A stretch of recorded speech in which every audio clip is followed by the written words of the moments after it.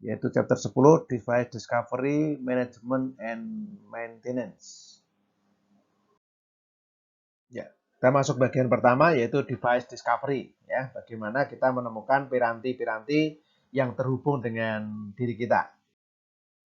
Ya, jadi yang pertama adalah bisa menggunakan CDP, ya, ini punyanya Cisco Discovery Protocol, ya.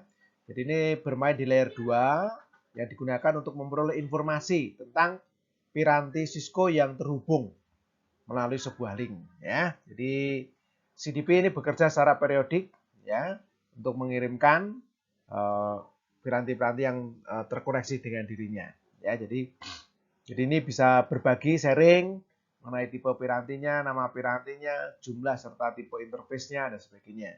Ya, jadi ini bisa kita pakai untuk menentukan informasi, ya, untuk memperoleh informasi mengenai piranti tetangga. Ya, kemudian bisa juga untuk membangun topologi, logika jika dokumentasi yang kita punya sempat terhilang. Ya, ini untuk konfigurasinya, ya. Dengan kalau ingin melihat nanti show CDP, ya. Kemudian untuk konfigurasinya adalah CDP enable karena defaultnya no, ya, no CDP enable, ya. Kemudian di dalam gigabit Ethernet-nya misalkan, ya, atau di global bisa juga dengan menggunakan perintah CDP run, ya. Jadi kalau mau mematikan ya no CDP run. Ini teman-teman bisa melihat nanti ketika terhubung router teman-teman, Anda bisa melihat show CDP neighbor, ya, nanti akan muncul di sini. Misalkan local interface adalah serial, ya, kemudian hold time-nya berapa, kemudian nomor portnya berapa, nanti akan muncul, ya. Ya, ini misalkan, ya, router R1 kita lihat show CDP neighbor, ya, muncul, kemudian ini akan muncul tanda tanya. Kira-kira ini piranti apa? Nah, kita bisa melihat dengan show CDP neighbor, oh, pirantinya adalah switch, jadi ini sebuah switch, ya. Kemudian apa? Dia terhubung dengan fast Ethernet 05. Jadi FA05-nya di sini. Nah, ya. Kemudian apalagi local interface gigabit 01. Jadi ini gigabit 01. Nah, jadi ini bisa dilihat nanti ketika show CDP enable. Jadi kita bisa melihat piranti tetangga apa, kemudian terhubung ke nomor interface berapa dan sebagainya, ya. Jadi itu teman-teman.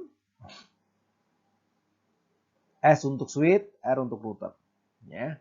Jadi show CDP neighbor detail, nah, nanti bisa sampai, kalau detail kita bisa sampai mengerti IP address-nya segala, ya. IP address-nya segala bisa kita ketahui, ya.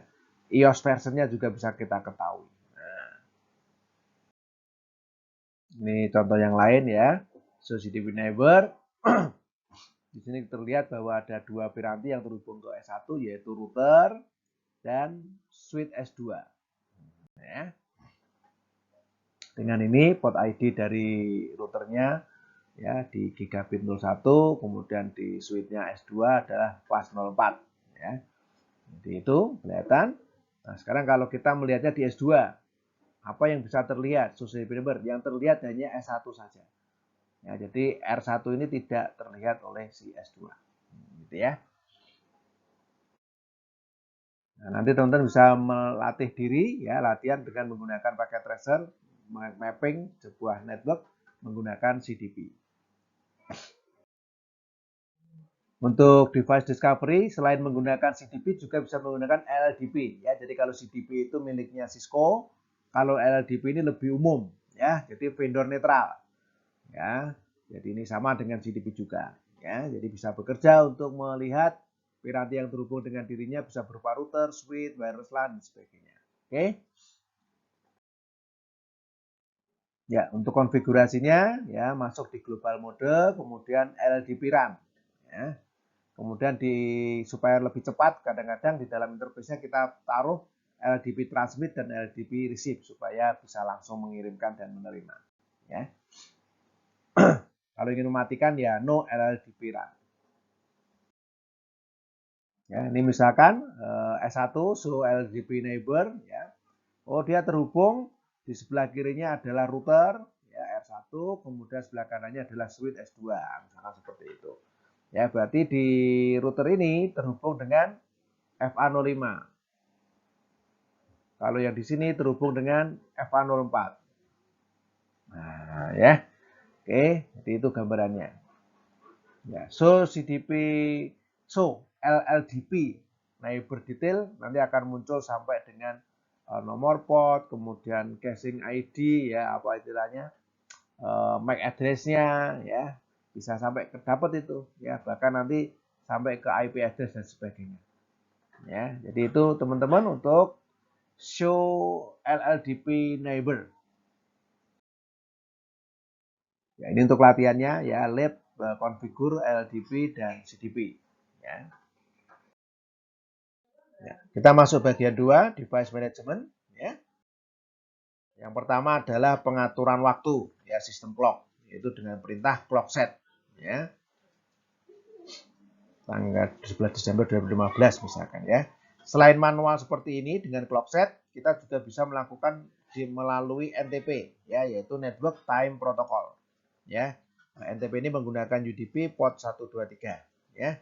NTP client bisa menerima waktu dan tanggal ya dari sebuah single source, ya.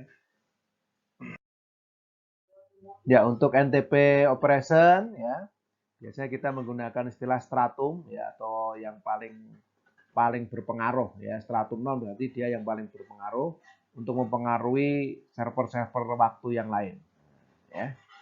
Itu gambarannya teman-teman, stratum ya.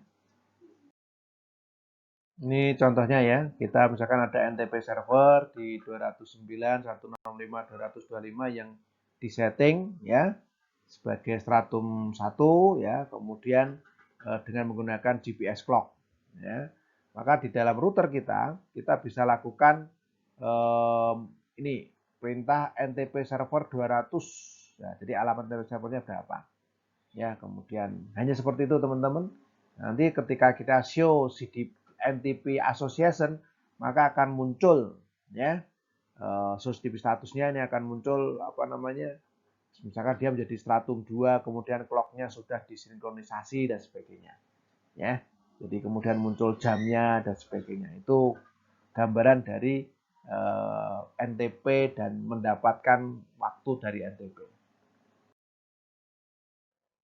Ya, kalau dalam topologi ini jelas sekali bahwa ini stratum 1, ini stratum 2, ya, dan ini stratum 3. Ya. Jadi kalau kita NTP server di 192.168.1.1 misalkan ya, dia satunya, jadi dia mendapatkan dari NTP servernya dari sini. Ya, itu bisa seperti itu. NTP servernya kita taruh dapat dari R1. Di show NTP association-nya akan muncul di sini, so NTP statusnya clock is synchronized. Ya, ini untuk nanti labnya ya, pakai tracer, configure, dan verifikasi NTP. Ya, ini untuk syslog, yaitu untuk menyimpan apa hal yang terjadi pada piranti kita. Ya, jadi ini bisa menggunakan UDP port 514, ya. Jadi bisa akan mengirimkan mesin-mesin notifikasi melalui jaringan IP, ya. Router, switch, server, ya, firewall semuanya mendukung syslog, ya. Jadi ini mengirimkan sistem message ke dalam syslog server kita. Ya, jadi bisa tercatat aktivitas yang ada di dalam piranti-piranti kita. Ya, melanjutkan dengan syslog operation, syslog protokol ya, dimulai dengan mengirimkan system message ya atau debug output ke dalam local login proses ya, ke dalam internal device kita ya. Tapi bisa juga ya syslog ini ya dikirimkan ke eksternal. Ya, jadi misalkan bisa dikirimkan kemana saja, bisa dikirimkan melalui konsol lain, ya, melalui terminal lain kita, ya, melalui syslog server, ya, bisa juga dengan logging buffer RAM, ya, di dalam router kita sendiri. Jadi itu gambaran untuk destinasi dari syslog message akan kita taruh di mana, atau akan kita kirimkan di mana.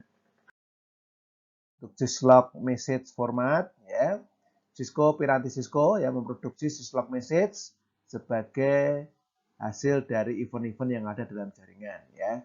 Jadi setiap syslog message ya bisa memuat ya level dari severity dan sebuah facility. Jadi misalkan emergency kita masuk dalam severity level 0 ya. Kemudian alert level 1 dan sebagainya, critical level 2 dan sebagainya. Ya, ini penjelasannya ya. Sistem unstable ya, immediate action needed dan sebagainya. Ini severity level ya. Jadi apa? Setiap syslog level memiliki arti masing-masing. Ya. Jadi tadi misalkan warning level 4. Jadi emergency level 0 misalkan gitu ya. Warningnya level 4, emergency level 0. Artinya apa? Oh, ada pesan error tentang software atau hardware malfunction. Nah, gitu ya. Functionality of devices is affected. Jadi sangat mempengaruhi fungsionalitas dari pirantinya. Ya, atau misalkan level 6, level 5. Berarti apa? Oh, level ini adalah normal event gitu ya. Jadi interface-nya up atau down dan sebagainya. Transisi di situ ya. Atau yang mungkin sering juga ini level 6 misalkan ya. Level 7, nah ini debugging. Jadi kalau dalam perintah debug kita simpan biasanya severity-nya levelnya level 7. Ya, berikut ini format default dari syslog di Cisco ya, misalkan ada sequence number, timestamp-nya berapa, facility severity-nya berapa dan sebagainya ya. Misalkan di sini sequence number, misalkan timestamp-nya sekian ya. Kemudian link 3 up down ya, interface port channel, change state to up, ini informasinya, deskripsinya. Nah, gitu ya. Ya. Syslog operation service timestamp. Jadi secara default ya, log message itu tidak diberi tanda waktu ya. Tapi kita bisa mengatur tanda waktu sehingga kita bisa mengetahui kapan operasi syslog tersebut terjadi ya, dikirimkan kapan. Jadi misalkan di sini tanpa menggunakan service timestamp akan muncul biasa seperti ini, link 5 change interface change state to administratively done. Tapi kalau kita menggunakan ini service timestamp log datetime ini ya, nanti akan tanggalnya otomatis ditambahkan. Ya, Maret tanggal 1 dan sebagainya, jam sekian, link 3 up down, link 3 up down dan sebagainya. Jadi gunakan service timestamp untuk melihat tanggal kapan kejadian itu terjadi ya. Ya, jadi untuk melihat syslog ya, biasanya kita menggunakan syslog server yang sudah diinstal dalam PC kita ya. Ya. Jadi untuk defaultnya ya, sistem syslog itu disimpannya biasanya dimunculkan di konsol ya, tetapi beberapa iOS juga bisa memunculkan di buffer log message ya. Jadi misalkan di sini terlihat bahwa konsol logging ini ada level debugging dan sebagainya, kemudian buffer logging juga bisa ya. Ada beberapa iOS yang di dua-duanya ya, muncul di konsol maupun di buffer logging. Ya, ini router configuration ya. Misalkan dalam hal ini adalah R1 dikonfigurasi untuk mengirimkan log dengan level 4 ya, atau kurang dari level 4 ya, ke syslog dengan server 192.168.1.3. Jadi ini syslog server kita ya. Jadi kita bisa setting, kemudian logging trap 4 ya, ditaruh di situ. Kemudian logging source interface-nya gigabit 000 ya. Jadi misalkan kita masuk di interface loopback 0, misalkan kita mengaktifkan interface loopback 0, nanti akan muncul di sini link up, link down, link up, link down. Nah, ini nanti akan terkirimkan ke server di 192.168.1.3 seperti ini ya. Ini kejadiannya yang akan muncul. Ya. Demikian ya teman-teman ya. Ya, sekali lagi untuk verifikasi menggunakan show logging ya. Misalkan ya, show logging. Nah, misalkan di sini mulai dari Juni, kita hanya ingin melihat Juni dan sesudahnya. Ya, kalau di sini yang change state to up-nya, seperti itu. Ini untuk belajar lebih lanjut menggunakan syslog dan NTP pada paket tracer. Ya. Ini juga untuk lab konfigurasi syslog dan NTP.